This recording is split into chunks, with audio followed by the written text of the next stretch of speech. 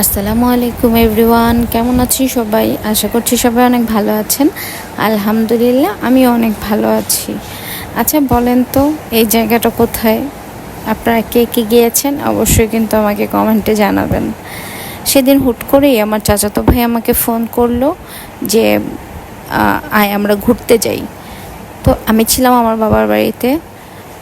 দেন আমি বলতেছি এই গরমে, সেদিন অনেক গরম ছিল, বাহিরে অনেক রোদ ছিল, কোনো বাতাস ছিল না। পরেও বলতেছে যে কিচ্ছু হবে না, বিকেলের দিকে বাতাস হবে। আর এদিকে আমার চাচাতো বোনও যেতে যাচ্ছিল, ওর বাচ্চা ছোট। আর এই ছোট বাচ্চা নিয়ে এই গরমে কোথাও গেলে ওরা নিজেরাও থাকতে চায় না, আর খুব কান্নাকাটি করে। আর যেহেতু ঈদের পরে ছিল, সেক্ষেত্রে তো সব জায়গায় অনেক মানুষ হওয়ার কথা, কিন্তু আমাদের মানে চিন্তাও ছিল না যে এত মানুষ হবে। তো যাই হোক, তারপর আমি বাসায় আসলাম, এসে রেডি হলাম, হয়ে দেন বের হলাম। যে দেখতেছি যে এত পরিমাণ মানুষ, তারপরে হচ্ছে যে প্রচণ্ড গরম।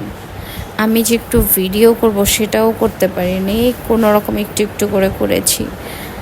আর যাই হোক, আমার যেহেতু গাছপালা অনেক পছন্দ, তারপরে সবুজ ঘাস অনেক পছন্দ, সেই ক্ষেত্রে আমার অনেক বেশি ভালো লাগছে। আর গরম হোক, ঠান্ডা হোক, শীত হোক, আমাকে যদি কেউ ঘুরতে যাওয়ার কথা বলে, আমি তো এটা কোনোভাবেই মিস করি না। কারণ আমি সচরাচর সবসময় ঘুরতে যেতে পারি না, বা চাইলেই বের হতে পারি না। এই জন্য কেউ যদি কোনো সুযোগ দেয়, আমি তো এটা কোনোভাবেই হাতছাড়া করি না, আমি ঘুরতে যাই। আমার খুবই পছন্দ ঘুরতে যাওয়া বা কোনো জায়গায় ঘোরা। তো যাই হোক, আর আমি আমার সব সময় আমার ফ্যামিলির সাথে বেশি ঘোরাফেরা পছন্দ করি, যেহেতু আমার কোনো ফ্রেন্ড নাই।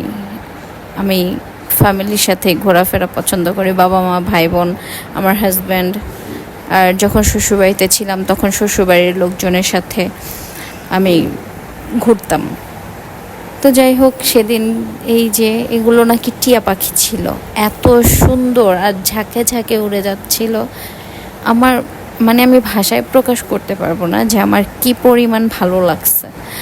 আমরা সুন্দর একটা বিকেল কাটিয়েছি, আমরা প্রায় সন্ধ্যা 7টা-8টা পর্যন্ত ছিলাম এই জায়গায়।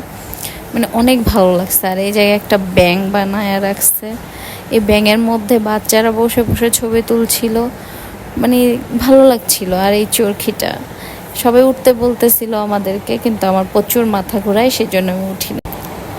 যাই হোক, বলেই দিই তাহলে।